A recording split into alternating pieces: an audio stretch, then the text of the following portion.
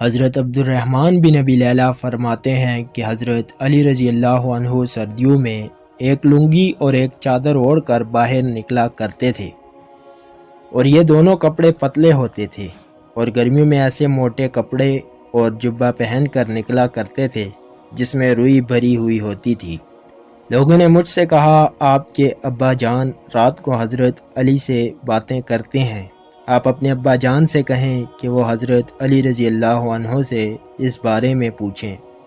میں نے اپنے والد سے کہا، لوگوں نے امیر المومنین کا ایک کام دیکھا ہے جس سے وہ بہت حیران ہیں۔ میرے والد نے کہا، وہ کیا کام ہے؟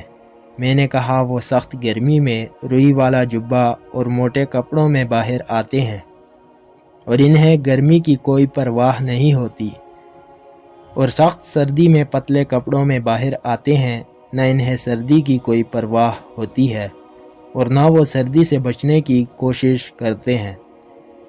تو کیا آپ نے کبھی ان سے اس بارے میں سنا ہے؟ لوگوں نے مجھ سے کہا ہے کہ آپ کے والد ان سے رات کو بات کریں تو یہ بات بھی ان سے پوچھ لیں۔ چنانچہ جب رات کو میرے والد حضرت علی رضی اللہ عنہ کے پاس گئے تو ان سے کہا، اے امیر المومنین، لوگ آپ سے ایک چیز کے بارے میں پوچھنا چاہتے ہیں۔ حضرت علی نے فرمایا، وہ کیا؟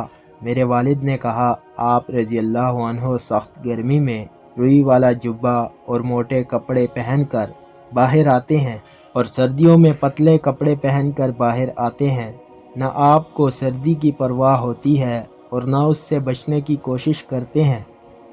آپ رضی اللہ عنہ نے فرمایا، اے ابو لیلہ، کیا آپ خیبر میں ہمارے ساتھ نہیں تھے؟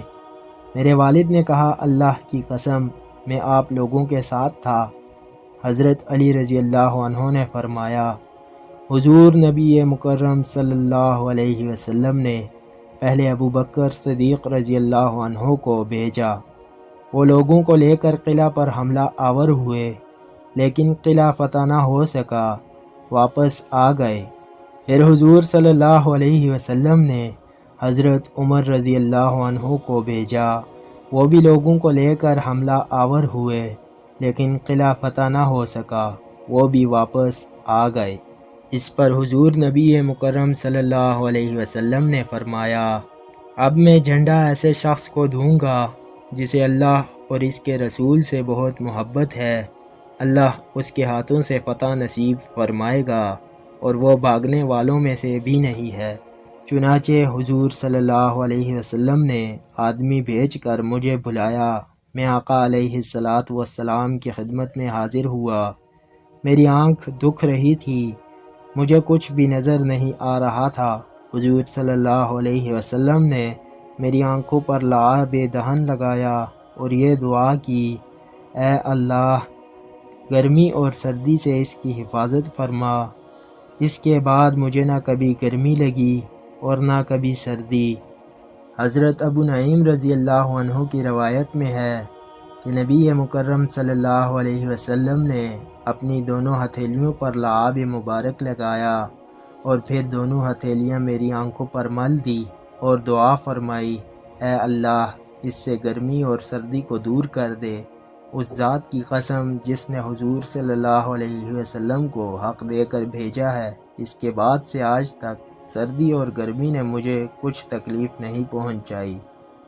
طبرانی رحمۃ اللہ علیہ کی ایک روایت میں ہے کہ حضرت سوید بن غفلہ رضی اللہ عنہ فرماتے ہیں کہ ہماری حضرت علی رضی اللہ عنہ سے سردیوں میں ملاقات ہوئی، انہوں نے صرف 2 کپڑے پہن رکھے تھے۔